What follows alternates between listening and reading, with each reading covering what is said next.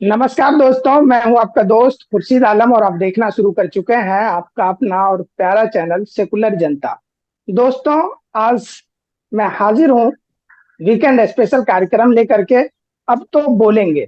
जी हाँ दोस्तों, देख रहे हैं कि जिस तरह से देश के हालात है, चुनावी माहौल है और इस समय किस तरह की बातें सामने आ रही है। इलेक्टोरल बॉन्ड आ रही है, वहीं जो दिल्ली के सीएम थे अरविंद केजरीवाल साहब, उनका अरेस्टिंग की खबर आ रही है। देश के पहले मुख्यमंत्री अरविंद केजरीवाल साहब होंगे जो अ, अपने सीएम पद पर होते हुए अरेस्ट हुए हैं।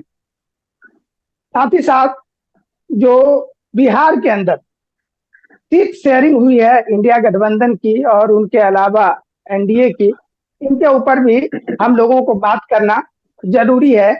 इसके लिए आज हमारे साथ इस प्रोग्राम में जुड़े हुए हैं महाराष्ट्र से अनिल पाटिल साहब। अनिल पाटिल साहब, आपका बहुत बहुत स्वागत। साथ ही साथ सोहेल अब्दुल कादिर साहब बिहार से जुड़े हुए हैं, जो पॉलिटिकल एनालिसिस्ट हैं। सबसे पहले मैं शुरुआत करना चाहूंगा अनिल पाटिल साहब से।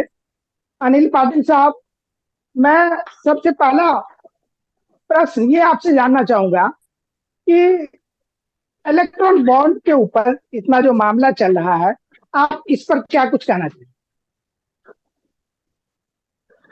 नमस्कार। इलेक्टोरल बॉन्ड जो ये मसला है, ये तो जिसको जी हम कहते हैं कि जो एक अरुण जो एक खंडर होता है, इसको खिंड बोलते हैं हम लोग मराठी में।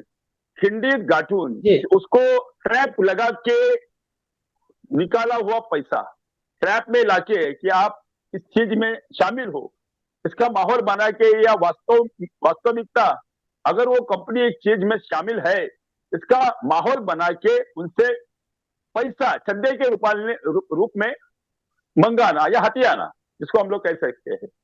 इसको हम लोग एक्चुअली अगर ये कानूनी है तो ठीक है, नहीं तो इसको हम लोग खंडनी जिसको एक्सटॉर्शन बोलते हैं, उसका ये केस बन सकता है अगर बनना चाहो तो। अभी तो सुप्रीम कोर्ट ने आदेश दिया है कि ये इलीगल है। जब ये लीगल था तब किसने किस वजह से बनाया, ये तो उनका जो इंटरेस्ट है, उनका जो सोच है, वो देखना पड़ेगा। और ये सोच जो है, जो सोच हम लोग जब तपासेंगे, उसको चेक करेंगे, उसके बाद ही मालूम पड़ेगा टोटल 10 साल की जो राजनीति चल रही है उस पे अगर हम ये कहें उसके आखिरी कील ठोकने का वक्त आ गया। मैं ये नहीं कहता हूं कि रूलिंग जो पार्टी है या रूलिंग जो सत्ताधारी है वो शैतान है, ऐसा मैं नहीं कह रहा हूं। जो माहौल बन रहा है, तो शैतान के कब्र पे आखिरी कील ठोकने का ये वक्त आया है, ऐसा माहौल लग रहा है।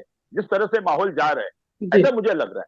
अभी ये 1600 16,000 से 20,000 तक का जो ये है, ये बॉन्ड का मसला है, इसमें 8,000 तो रूलिंग पार्टी को, सत्ताधारी पार्टी को मिला है। अभी इसमें परसेंटेज देखा जाएगा तो लगभग आधे से ज्यादा कमाई, इनकम तो रूलिंग पार्टी को हो गए, मतलब भारतीय जनता पार्टी को हो गई।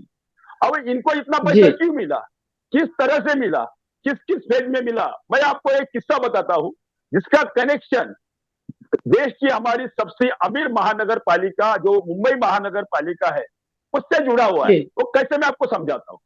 अभी 285 करोड़ समझाइए। रुपए जो है, तो भिवंडी महानगर पालिका के माफ किए गए। जब 2019 में हमारे प्यारे जो फडणवीस साहब है मुख्यमंत्री, वो जब नियुक्त हो जी गए एज अ सीएम, तो उन्होंने वो माफ किया। वो डिप्टी सी 285 करोड़ रुपए माफ करने के वक्त उन्होंने कारण ये बताया, ये बिजली बनाने वाली कंपनी, अगर आप मैनिपुलेशन है या क्या है, या आप मतलब निकालिए, ये तो लोकतंत्र है, इसमें आप जैसे मतलब निकालेंगे वैसे, ये मेरा नहीं कहना है। तो 285 करोड़ का जो माफ किया है, तो बिजली अगर आप इनसे 285 रुपये, ये महानगर पालिका को कहा गया, अगर इनसे 285 करोड़ लेते हैं तो ये बिजली महंगे कर देंगे, बराबर।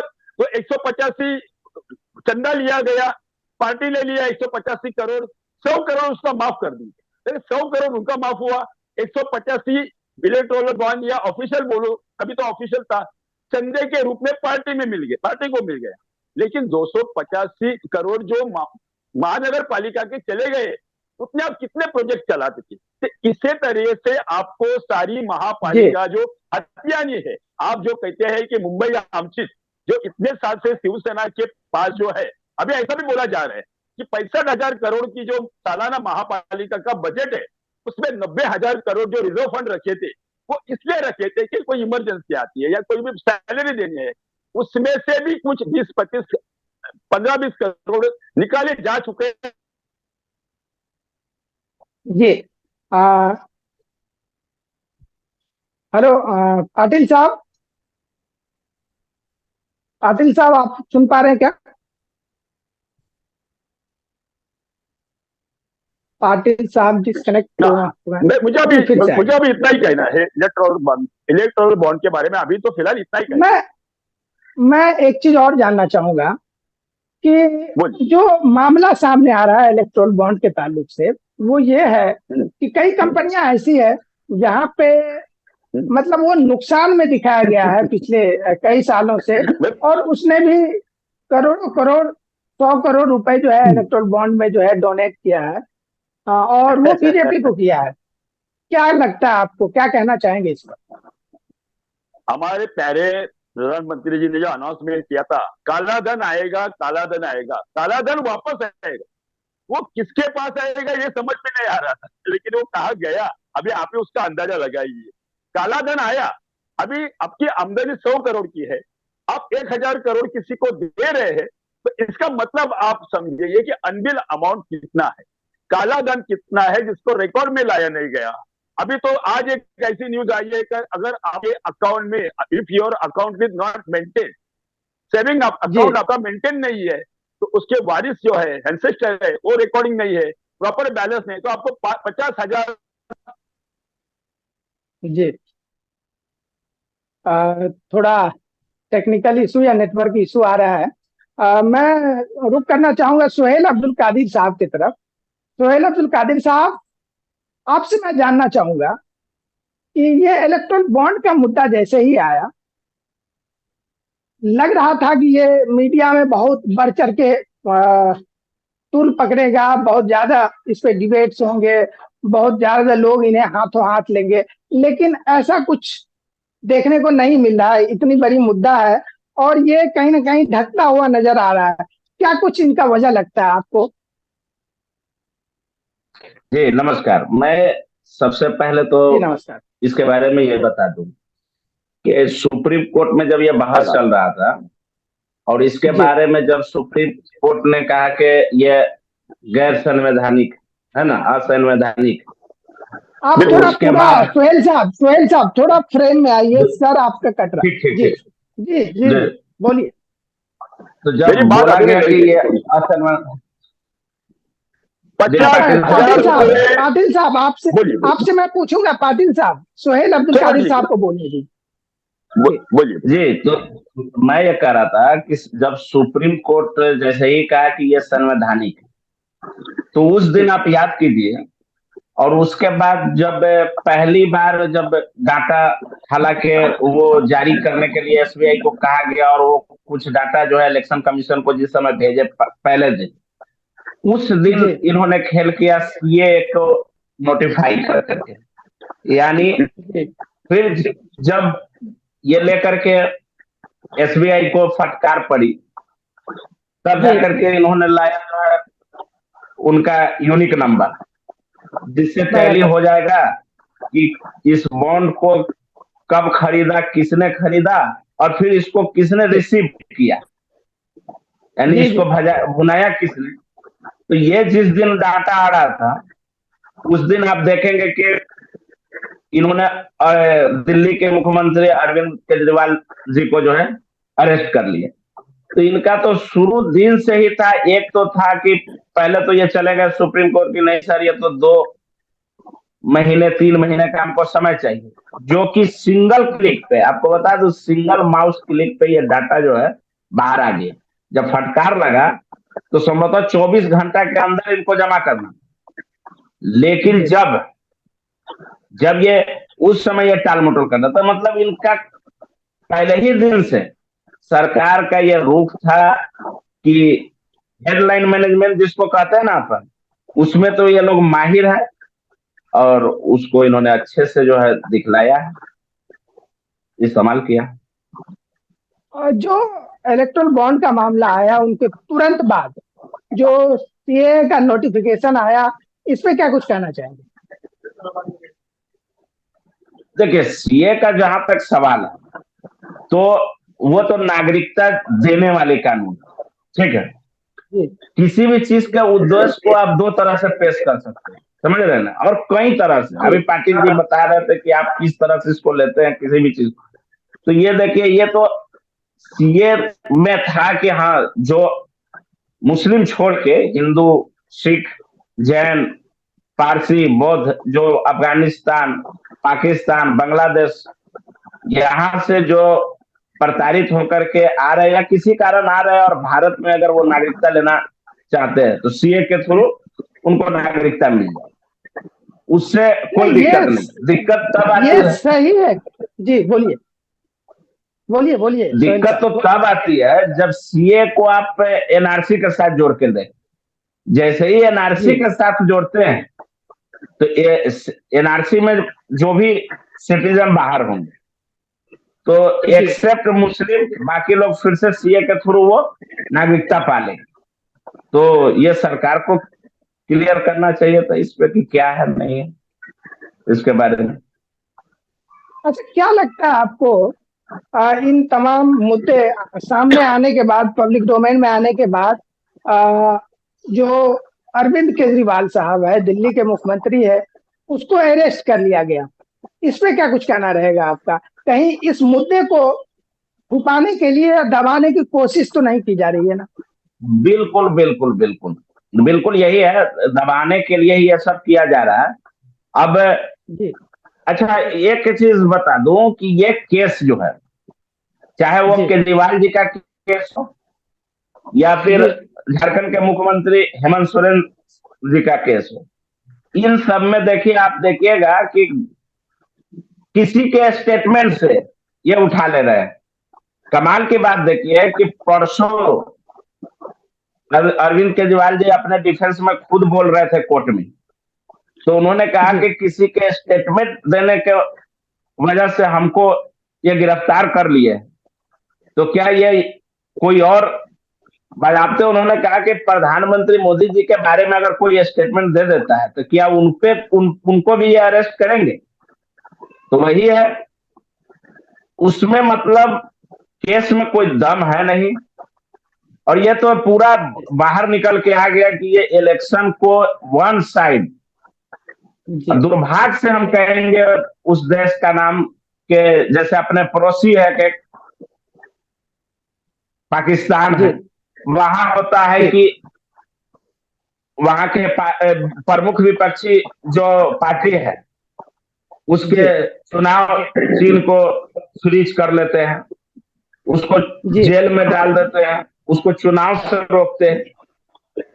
तो जी वहां के लिए तो ठीक, मैं वहां के लिए कोई नया बात नहीं थी, लेकिन लेकिन ये आजादी अपने के देश में हो तो 75, दिक्कत है। जी हाँ, अब आजादी के 75, वही मैं बात बता रहा हूँ कि आजादी के 75 वर्षों बाद जी ऐसा पहली बार हो रहा है इस देश में कि प्रमुख विपक्षी दल है कांग्रेस, उसके अकाउंट को इन्होंने फ्रीज कर दिया। जी और कल की बात है कि 1800 करोड़ के लिए इन्होंने पेनल्टी लगाया।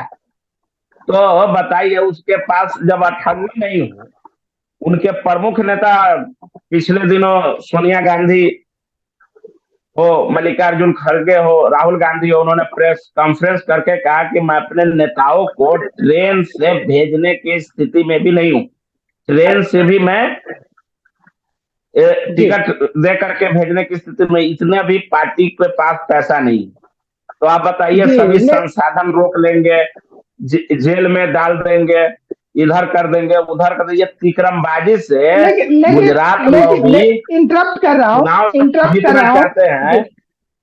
जी जी जी जी जी, बोलिए। इंटरप्ट कर रहा था, लेकिन मालूम ये चला कि फिर से जो फ्रीज किया गया था, कौन जो संसाधन को रोका गया था, वो सब बहाल कर दी गई है।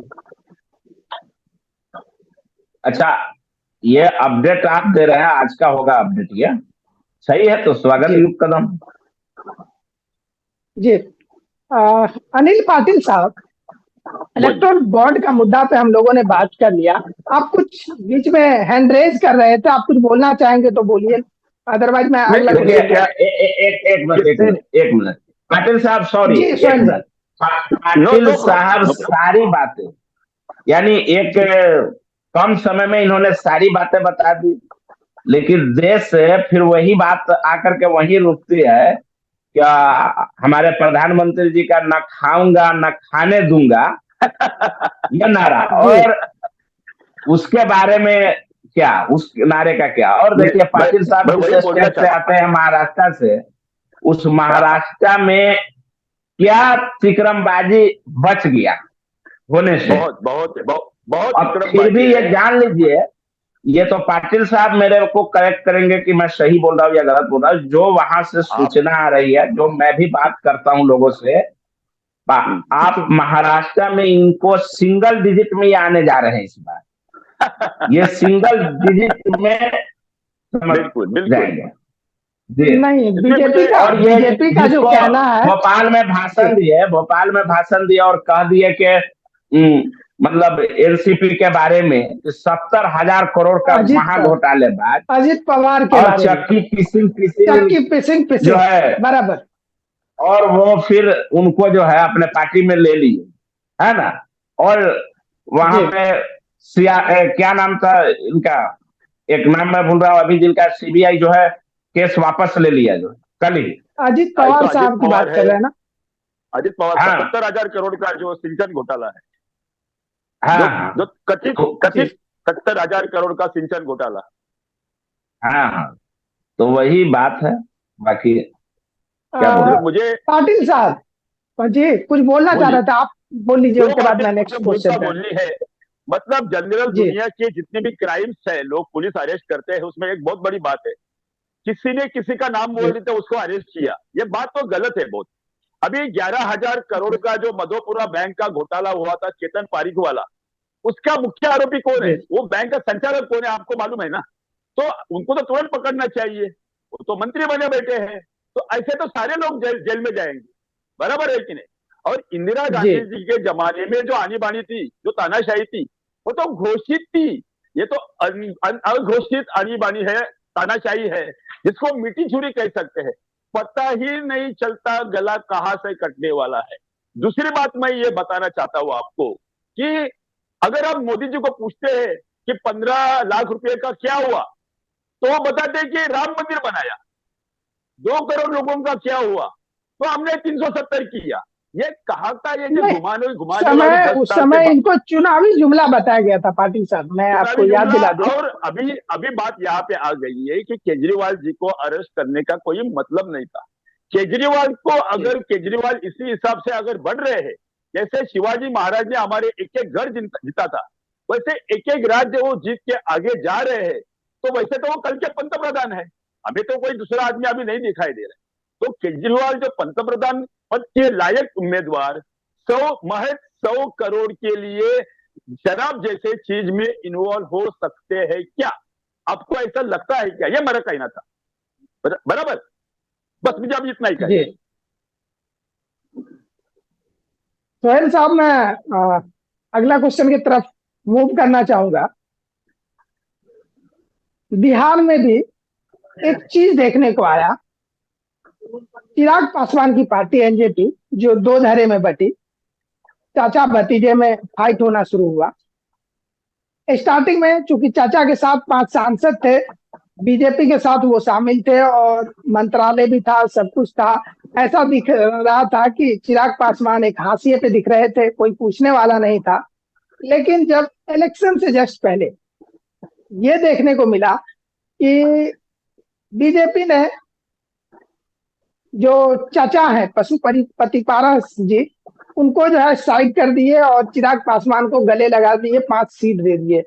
इसके पीछे क्या वजह लगती है? देखिए देखिए, चाचा के पास माल नहीं था, समझ रहे हैं ना। जी माल करने का मतलब वोट नहीं, ये सबको जी पता है, ये आपको पता है, हमें पता है, और मोदी जी को तो बिल्कुल मालूम है, जो दिन रात इसी पर होमवर्क करते रहते हैं। तो और रियल जो पासवान के वोट जिनके पास था उनके साथ ये गए, उनको साथ लिए। और दूसरे आप इसको इस तरह से भी ले सकते हैं कि राजस्थान चुनाव में जब भाजपा, बिल्कुल चुनाव के दौरान जब चुनाव ओपन हो चुका था, तो जी भाजपा का बुरा हाल जब दिख रहा था थोड़ा सा, तो देखिए कि जी अपने 2 बार की मुख्यमंत्री रही वसुंधरा राजे जी का मदद लिए, और जब मदद ले लिए तो वो आज कहाँ है? शिवराज सिंह चौहान जी कहाँ है? LK आडवाणी जी इनके गुरु थे, कहाँ है? उन्हें तो तो भारत इस रत्न तरह दे से दिए ना। ठीक है, भारत रत्न दे दिए, ठीक है। इसी तरह से ये पारस जी के साथ हो गया। पारस जी जी के साथ जिस समय 5 MP थे, इनको लगा कि उनसे हम रख ले, सरकार चलाऊं, तो चलाए। और जब हिस्सेदारी देने की बारी आई तो फिर तू कौन हम कौन, यही है। जी बराबर।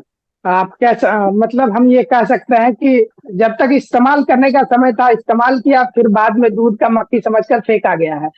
इसी तरह बराबर बराबर। महाराष्ट्र में भी हालिया दिनों में ऐसी घटनाएं देखने को मिल रही है कि एनसीपी भी दो धड़े में बटी और अजित पवार गुट जो है बीजेपी के साथ शामिल होती है, वहीं शिंदे गुट जो है शिवसेना से वो बीजेपी के साथ जाकर के शामिल होती है। क्या लगता है कि अनकरीब या भविष्य में इन लोगों के साथ भी इस तरह का कुछ हो सकता है? क्योंकि जब मैं क्षेत्र देख, में घूम रहा हूँ तो लोगों के बीच में से जो मुझे प्रतिक्रिया मिल रही है वो ये है कि वोटर अभी भी शिवसेना मतलब मेन शिवसेना जो उद्धव ठाकरे जी का है उनके साथ है। वहीं जो एनसीपी का वोट बैंक था वो कहीं ना कहीं हमको शरद पवार साहब के साथ दिख रहा है। क्या लगता है ऐसा यहाँ भी देखने को मिल सकता है क्या? बिल्कुल बिल्कुल जी पाटिल बिल्कुल देखने को मिले।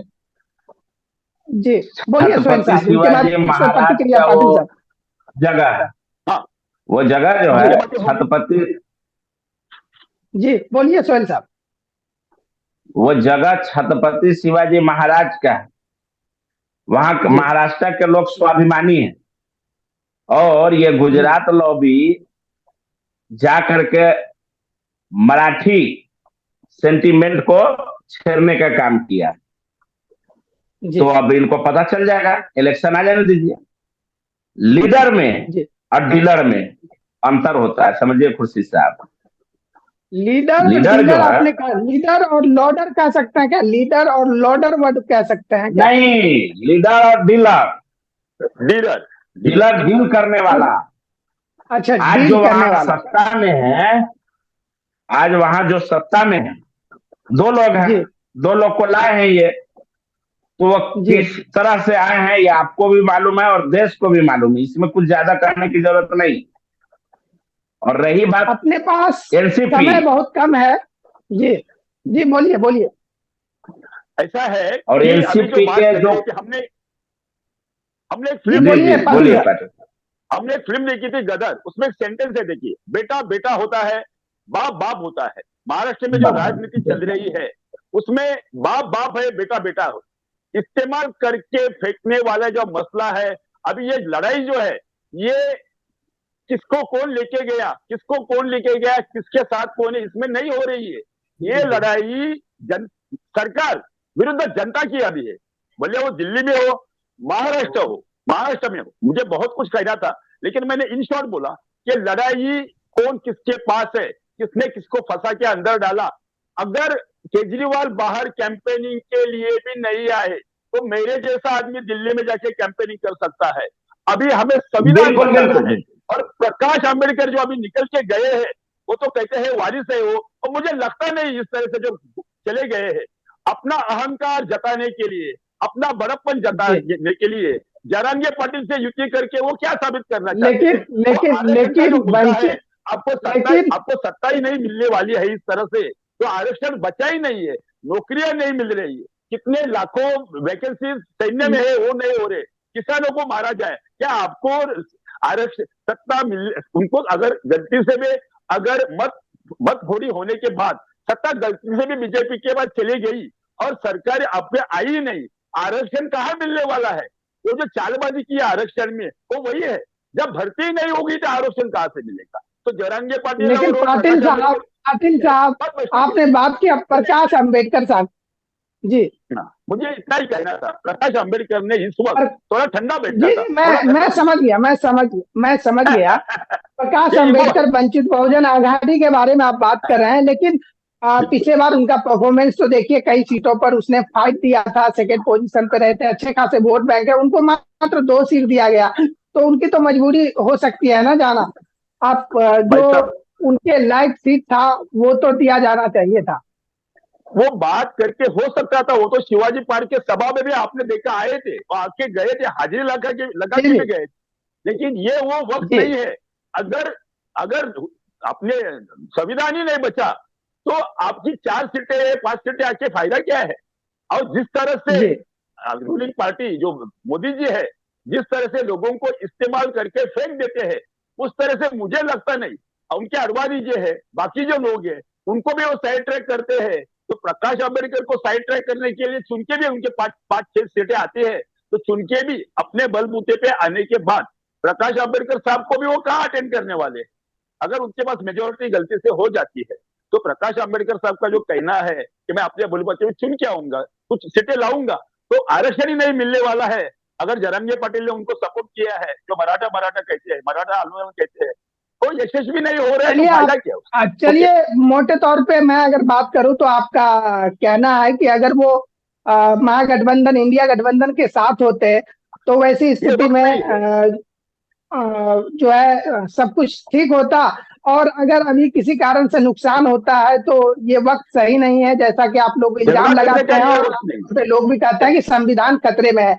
एक चीज, सही समय बात। बहुत कम है, सोहेल साहब, क्या लगता है अभी आपको? पाटिल साहब ने अरविंद केजरीवाल साहब का बात फिर से लाया, तो मेरे भी ध्यान में एक प्रश्न आता है कि केजरीवाल के अरेस्ट होने का क्या सहानुभूति वोट जो है केजरीवाल के साथ जा मीनिंग। सकता है क्या?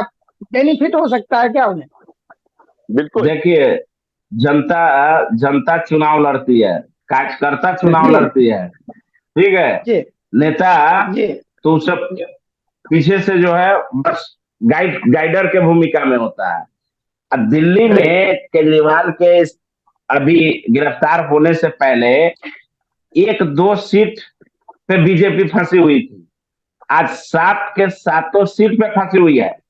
और यह बात जान जाइए, जी हरियाणा में, पंजाब में, हरियाणा में इनको कांग्रेस पार्टी के विधायक को, सांसद, सिटिंग सांसद को, पंजाब में आपके विधायक को, सिटिंग सांसद को तोड़ना पड़ रहा है आज भी। जी यानी 400 पार का जो नारा इनका है, पाटिल जी बताएंगे, वो 400 पार जी एक्चुअली में 230 पे लाले पड़े हुए, समझ लीजिए, जी 230 पे। अब इनका कुछ नहीं काम आने वाला है। अब ये जी तमिलनाडु का लुंगी पहन ले, उसमें इंटरव्यू दे दे, या कहीं भी इंटरव्यू दे दे, महाराष्ट्र जाके कुछ बोल के आ जाए। और आपको पहली बार ऐसा हुआ इनके 400 पार का दावा का, ये बता दे कि गुजरात में पिछले 25 वर्षों में शायद पहली बार वहां हुआ कि वहां नितिन पटेल ने राजनीति से ही संन्यास ले लिया, टिकट वापस कर दिया, कई एक कैंडिडेट इनके टिकट चलिए ये, वापस बरामद किया है। सोहेल साहब, ये थोड़ा लंबा मुद्दा हो जाएगा, मेरे पास वक्त का थोड़ा सा कमी है। मैं शॉर्ट समय में ये जानना चाहूंगा, अभी एनडीए का तो सीट शेयरिंग पहले हो गया था और वहां कोई तरह की गड़बड़ी देखने को नहीं मिल रही है, लेकिन जो इंडिया गठबंधन की सीट शेयरिंग हुई उसमें ये मालूम पड़ रहा है कि सही सलामत से सीट की बंटवारा नहीं हो पाई। जो परंपरागत सीट कांग्रेस के पक्ष में रहा करता था, जैसे मैं सुपौल और पूर्णिया की बात कर रहा हूँ, वो सीट भी अब राजद के हिस्से में है। पूर्णिया से कांग्रेस की तरफ से मजबूत दावेदार थे पप्पू यादव साहब, उनको अब सीट नहीं दिया गया। वहीं दूसरी तरफ कन्हैया कुमार जैसे वक्ता जिनको देश भर के लोग सुनते हैं, उनको भी सीट नहीं मिल पा रहा है। तो क्या लगता है ये सब क्यों हो रहा है, या इस तरह से क्या इंडिया गठबंधन जीत पाएगी बिहार में, क्योंकि बिहार एक बड़े राज्य है? जी बोलिए सोहेल साहब। देखिए, जीतना हारना तो एक अलग है, वो तो जनता के ऊपर है, लेकिन कुछ चीजें हम बता देते हैं बिहार के बारे में। सबसे जी पहले लालू जी जब इंडिया गठबंधन का मीटिंग, चाहे वो पटना में हुआ, बेंगलोर में हुआ, मुंबई में हुआ, दिल्ली में हुआ, वो वहां से निकल करके बस एक ही बात बोलते थे कि हर हर त्याग करने को तैयार है। उन्होंने त्याग यही किया कि अभी सीट की कोई घोषणा नहीं हुई, कोई बटी नहीं कि कौन कितने सीट पर लड़ेगा, कहां से लड़ेगा, और उन्होंने सिंबल बांटना शुरू कर दिया। और दूसरी हम आप बात बता दें कि प्रदेश कांग्रेस नेतृत्व का भी यहाँ पर ढीला ढाला रवैया रहा।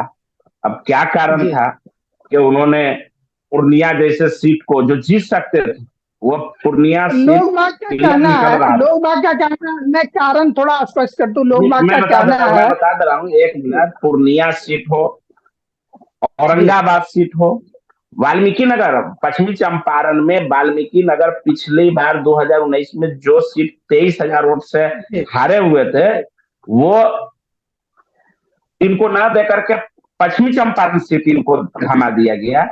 तो इनको 9 सीट जो कांग्रेस को मिला है वो काउंटिंग का है, उसमें से 1-2 जगह फाइट है। तो ये दुर्भाग्यपूर्ण है, इसको और अच्छे से किया जा सकता है मेरे हिसाब से। जी, आपने बताया कि और अच्छे से किया जा सकता था। मेरा जो ऑब्जेक्शन था कि शायद अखिलेश प्रताप सिंह जो कांग्रेस के अध्यक्ष है वो मान गए, अपना बेटा को उसने मुजफ्फरपुर से चुनाव लड़ाने का सोचा। उससे पहले कई बार वही वही मोतिहारी वही से वही चुनाव वही बात है, वही बात है, थे। महाराजगंज या और मुजफ्फरपुर पप्पू फिर यादव से। को टिकट न मिलना, ये कहीं ना कहीं जबकि मैं एक कांग्रेस बात और बता दूं, इंडिया। उनका लड़का जबकि मोतिहारी मेरे पास कंस्टिट्यूएंसी से। समय बहुत कम है। मेरे पास समय जी जी बिल्कुल जी, 1 मिनट से भी बोलिए। कम बचा है, अपने आप टाइम आउट हो जाएगा। मैं कंक्लूड कर लूं तो मुझे लगता है कि पप्पू यादव को टिकट न मिलना, कन्हैया कुमार को टिकट न मिलना, ये कहीं ना कहीं इंडिया गठबंधन के लिए सही खबर नहीं है। ये लोग बड़े नेता थे, इन लोगों की देश भर में पहुंच है, लोग सुनते हैं, जानना चाहते हैं। ऐसे लोगों को जरूर टिकट देना चाहिए, आरजेडी को भी थोड़ा सा कुर्बानी करना चाहिए, जो हमें लगता है। बिल्कुल और आप लोगों ने भी इसी दिशा में बात किया। सोहेल अब्दुल कादिर साहब और अनिल पाटिल साहब, आपने अपना कीमती समय इस प्रोग्राम में दिया, इसके लिए तहे दिल से आप लोगों का शुक्रिया। हम लोग इसी तरह से प्रत्येक वीकेंड पे ऐसा कार्यक्रम रखते रहेंगे। अब तो बोलेंगे, और बोलना भी जरूरी है, क्योंकि जब एक तरफ तमाम मीडिया चैनल जो है गूंगी बहरी की तरह काम कर रही है, चूंकि वहां पे ये देखने को मिलता है जो जरूरत के मुद्दे हैं उन्हें नहीं उठाया जा रहा है। फिर से एक बार नमस्कार।